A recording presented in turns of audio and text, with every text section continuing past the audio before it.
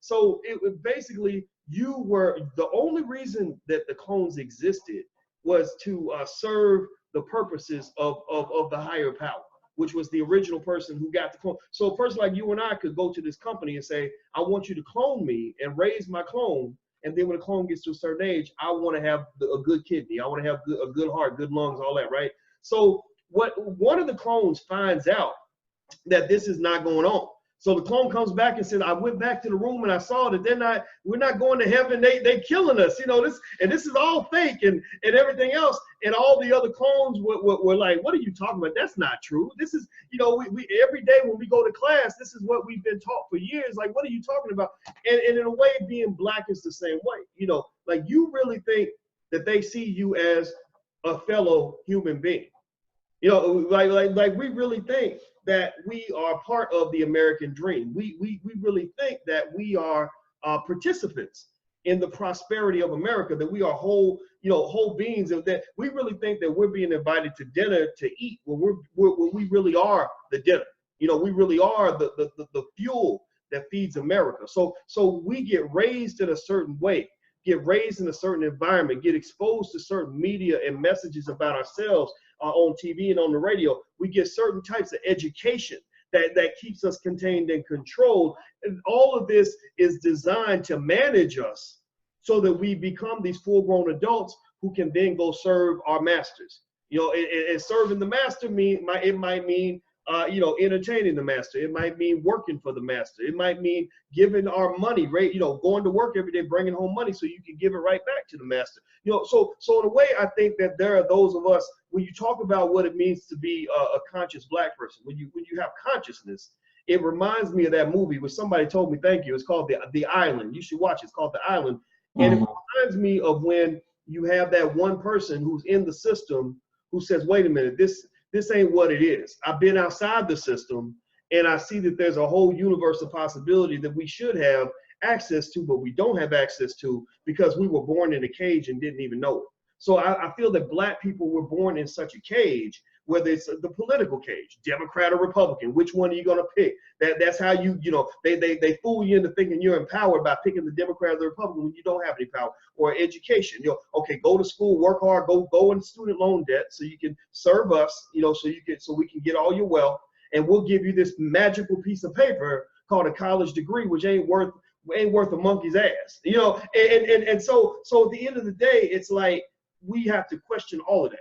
We got to leave all of that and figure out a new way to live, because none of this is built for you. None of this is built for you to be successful. So to me, and I'll let you finish up, Dr. Anderson, you get the last word, but to me, it's the more you know about the system and how it works, the more you understand why black people on average do not succeed in that system, right? Well, you're absolutely right. See that book behind you, that book of Powernomics.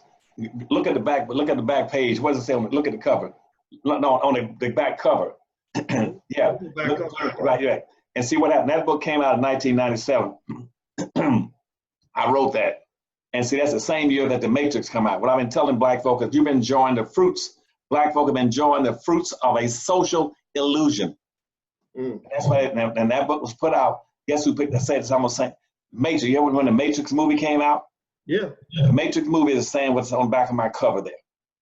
Basically, that blacks are enjoying an illusion, social illusion. That's why all those Matrix movies are so effective. You ever notice in those movies that the primary characters were black folk, and that the fortune teller was black, the lead character was blacks, and just had that they were enjoying an illusion. And what I'm telling you right now, that and all my books tell you this, that black folk right now have no friends, just like in the movie, and no allies. My book was out just at the same time, right a little before that, before The Matrix came out, okay? And you have no friends and no allies, contrary to what you've been taught by your political leaders, your social communities, and your pastoral services, is that you have no friends. Let me give you the point, so that on the eve of the Civil War, 98% of all the people in America, there's only 2% between that and 100. 98% of all the people in America were totally opposed to the freeing of blacks from slavery in America. That's a national survey. That's a fact. 98% was totally opposed to freeing blacks. Now, here you are right now, 100 years later, 150 years later. And guess what the new surveys are saying, show me now? That the amount of hatred towards black folk in America has subsided only by 10%. That 88% of the whites in America still don't have any taste for or hate or liking or kinship or being closely identified with black folk. That in your social integration, there is a quota system, which says that white folk will accept black folk up to about 5 or 6% as a quota. And when they hit that quota, white folk will go on alert. And because they're awfully afraid of black folk being dominant in anything. And then, so if black folk, they let black folk associate with them, come to school with them, join an organization with them, until the percentage in the neighborhood gets up to 5 or 6%. And between 5 and 6%, whites will start moving out of the neighborhood. They'll put their houses up for sale. They'll withdraw from the school and take their kids into another school. They'll move out of town or they'll leave the organization. Whites do not want to be affiliated, associated with you. That's why we're more segregated today than we were in 1954. Now, with immigrants coming in the country, 64% of all the immigrants coming in this country do not like black folk. They've been taught and been acculturated to feel they are better than black folk. And they act that way. That's how they get the benefits. They demand benefits. You demand nothing. You are the guest. They turn everything upside down. In this country, black folk are supposed to be the native population, the native special exceptional people. Immigrants are supposed to be guests. They flip it over where black folk become the guests and immigrants get all the benefits. That's why I said to you last week that one of the things I'm pushing now, when people say, well, Dr. Anderson, we read your plan. Now what's the next step on the plan? As I told you, the next step is I want all your black listeners to stop sitting around looking at TV and start getting out right now and trying to form chapters of what I call the Harvest Festival Day. Plan for a Harvest Festival Day that come August every year, the second week in August, the first or second week in August every year. Make sure you plan a Harvest Festival Day where black folk can come together at the local levels and nationally and say, we are special people. We're exceptional people. Do not try to equate us to immigrants coming into the country from Asia, Arabs, and Hispanics. Quit putting out that big lie that all people have contributed equally to the development of this nation. That's a lie. When black folk for 360 years being slaves, Jim Crow segregated, exploited, beaten, whipped, and lynched, it was only black folk. Quit trying to equate gays and midgets and women to black folk and say we are special people. And if you're going to keep bringing all these immigrants over, put us into a special class. And I want a special week, a special annual day called the Harvest Festival Day every year in August, first or second week in August.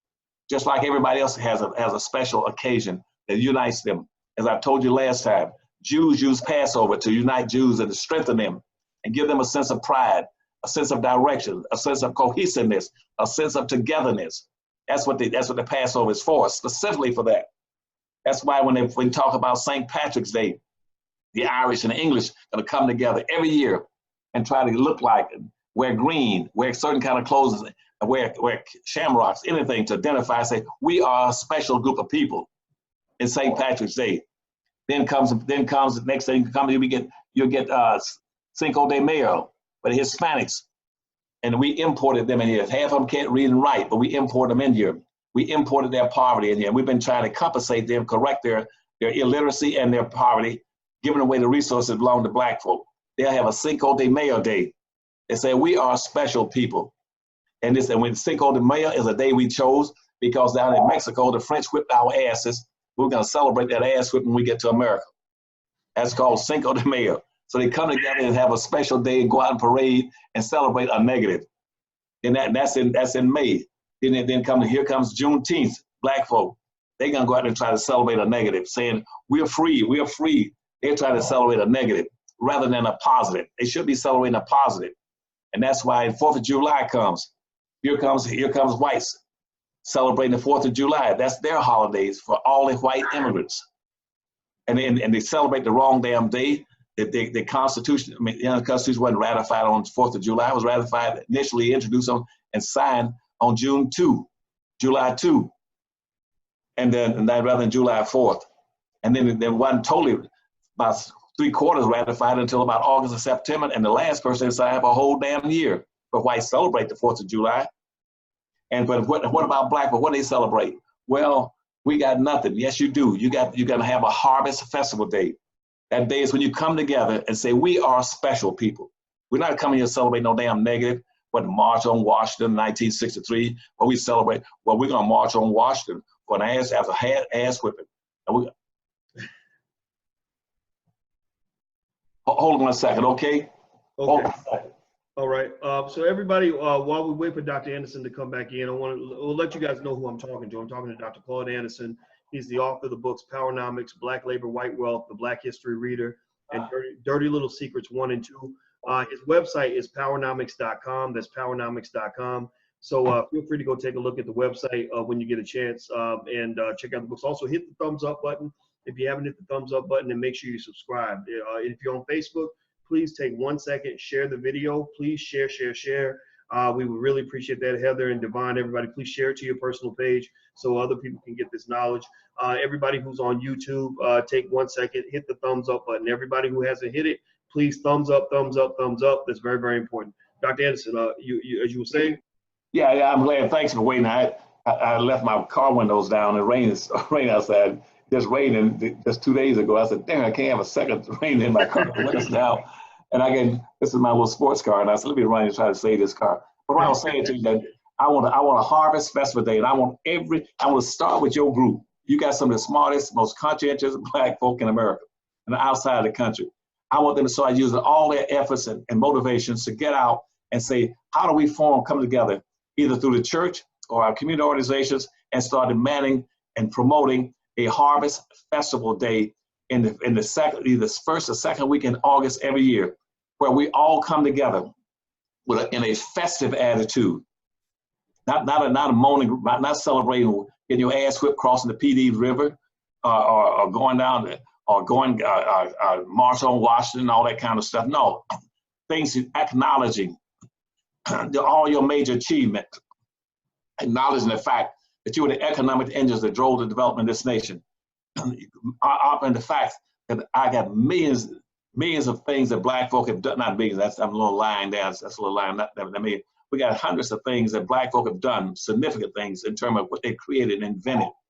And in most of the major holidays, we were the people that made it possible for this country to acquire the Louisiana Purchase because of whipping the ass of the French. We were the people that made it possible for them to acquire and annex the southeastern United States. You know, and what I'm saying, there are all kinds of things that black folk have done that triggered economic development, land acquisition, and wealth and power in this country. And I want them to take credit for it. So they come together every year as a family and celebrate and have discussions about things we've done and what we're going to do. And we practice things, and we tell all of our politicians, here's our agenda. If you're going to run for public office, we want you do this and come back to us next year and report what you've done. If you ain't going to do a damn thing with black folk, do not look for our votes. We're going to be an independent power structure. And we're going to come together with a festive attitude. You can do all your cooking and barbecuing and picnicking on that day. You're going to have activities so these young kids can come together as a unity and support and love each other. It's a harvest festival day starting every year. We're going to have it every year at the same time. After whites have their July 4th, we're going to have our August, whatever it is, the second weekend, second Saturday in every August, okay? And can ask your students to go out and do that for me. I don't usually ask black to do very much in the way. I'm that independent. I want them to push and tell every elected politician, if you're going to help promote, establish a national holiday for black folk in August, second Saturday in August, then don't come look for no damn black votes. And we're going to tell you what we want, and we don't want anything that we can't measure. We can't measure and count it and take it to the bank. We don't want it. No more telling about, well, if I get elected, I'll put some basketball courts in the black neighborhood, and I'll hire me a black secretary. I don't hear more of that crap, okay? All right. Give you a long way too. So everybody, National Harvest Day is the second Saturday of August. So mark that in your calendar. I'll try to put together some kind of event or something like that. I know that we were taking our investing seminar to Los Angeles around that time. So I think I'll try to coincide it with National Harvest Day. So that'd be very good. Thank you. I'd appreciate that, and say we are a special people. We're going to come talk about all the good things we've done. I'm not talking about no marching. Nobody's marching, taking ass whipping. I'm not talking about that stuff. I'm talking about things that we've created in spite of being slaves. We have black folk are exceptional people, period. And we are different from anybody coming from Africa or the Caribbean. We're the only people who came to this country was stripped of everything, stripped of our dignity, our pride, our humanity, stripped of our culture, our history, and our language, stripped of our ability to enjoy the fruits of our labor, stripped of having a family, stripped of denied the right to own and control, denied the right to have an education. And so I can go through 1,000 things. You are special people. And that's going to be a special day for us. And I want to be recognized. And I need you to help me do that.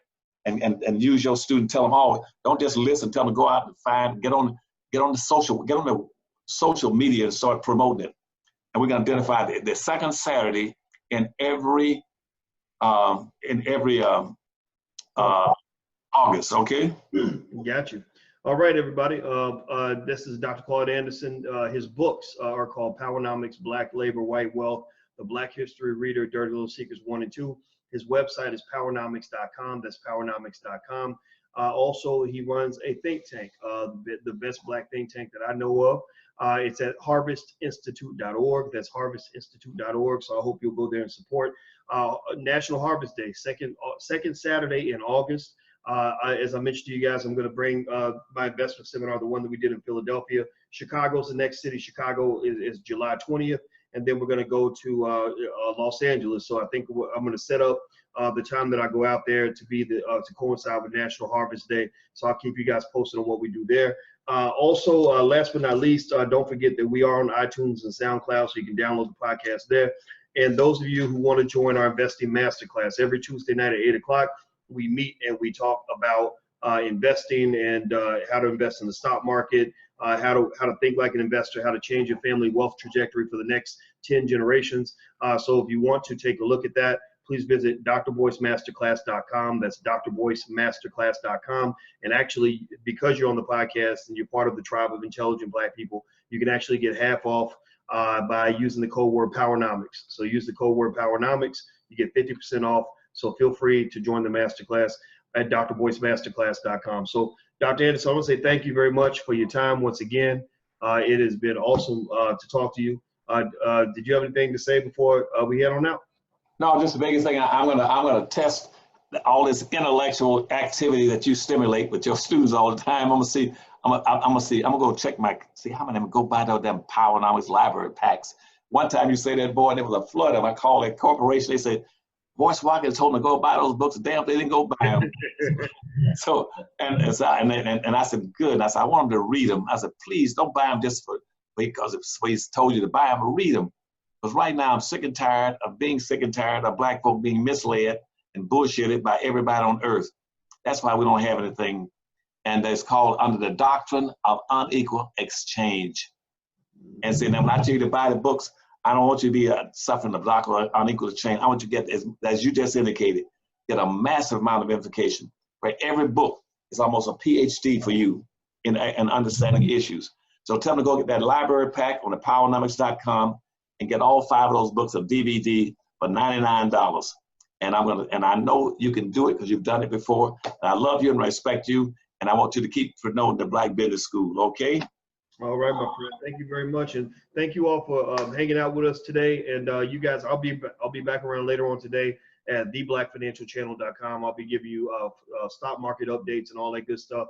As you guys know, we talk about a little bit of everything. Class is always in session.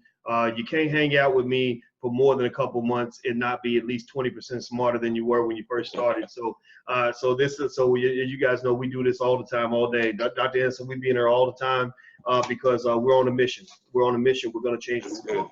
And I have no doubt that it's going to happen. And it can't stop, won't stop. Ain't never going to stop. So everybody give Dr. Anderson a digital round of applause. Please thank him. Throw up some emojis and some thank yous. And he'll be back next week. 2:15 p.m. Eastern. That's Powernomics Thursday on drboycetv.com, the home for intelligent black people. You guys take care. Have a great day. And thank you again, Dr. Anderson. And I appreciate and love all of you, okay? All right. Take care. Thanks, buddy. All right. Bye-bye. Bye-bye.